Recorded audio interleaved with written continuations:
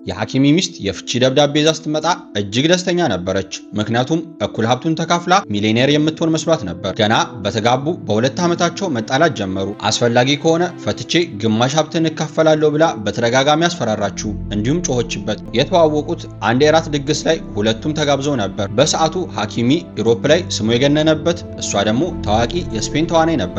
ቀርባም ችሎታው እንደሚያስገርማትና እንደምታደንቀው ገለጸችለት። የዛን ዕለት ስትሰናበተውም ስልክ ቁጥሯን በሶፍት ጽፋ ሰጠችው። ሐኪሚም ደወለላት።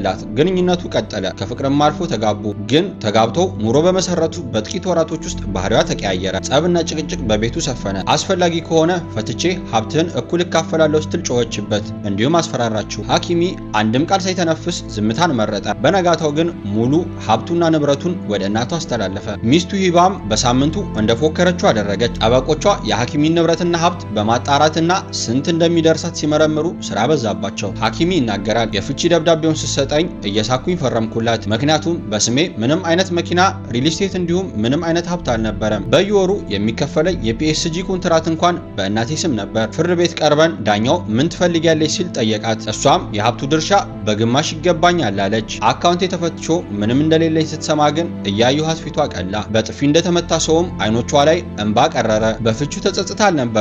ያሰበችውን ሀብት ባለመውረሷ ነበር። ስንጋባ እኔ 20 ዓመቴ ነበር፣ እሷ ደግሞ 32።